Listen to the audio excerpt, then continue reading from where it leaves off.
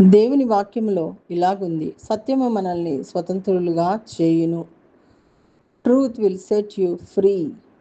మరి గత శీర్షికలో garden of ఈడన్లో ఆదాము డివైన్ లైఫ్ కలిగి ఉన్న వ్యక్తిగా, బ్లెస్డ్ వ్యక్తిగా, మరి ఆ డివైన్ కనెక్షన్ ద్వారా డివైన్ లైఫ్లో కొనసాగుతూ ఉన్నాడు.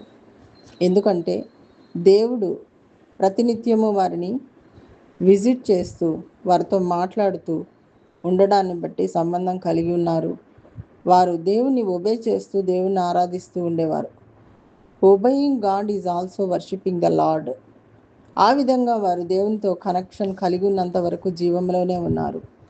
ఆ యొక్క డివైన్ కనెక్షన్ను బట్టి డివైన్ లైఫ్ ద్వారా వారు ఫలాన్ని కలిగి ఉన్నారు. Renewing and overflowing of life brings them healthy, fruitful, strong, hopeful, peaceful, victorious, happy, joyful, all sufficient only by the divine life connected with the God.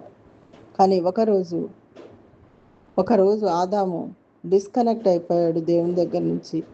కాబట్టి ఆ సంబంధాన్ని, ఆ సహవాసాన్ని పోగొట్టుకున్న వెంటనే ఆ జీవము కోల్పోయి జీవమునకు బదులుగా మరణం అనేది మానవునికి ప్రాప్తించింది. కాబట్టి Adam has lost his divine life and domain over the earthly things.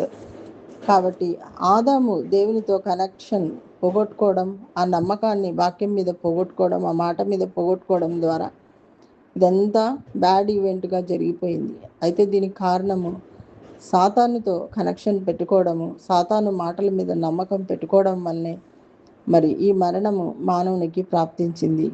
కాబట్టి ఒకని అపరాధము వలన, ఒకని పాపం వలనే ఈ మరణము లోకంలో ఉన్న మనందరికీ కూడా మరణము ప్రాప్తించింది.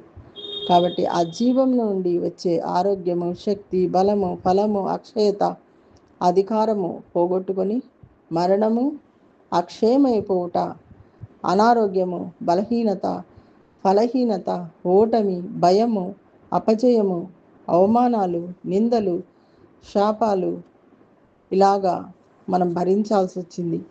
సో దేవుని యొక్క ఆ డిజైన్ నుంచి, దేవుడు ఆశించిన ఉద్దేశం నుండి మానవుడే బయటికి వచ్చేసాడు.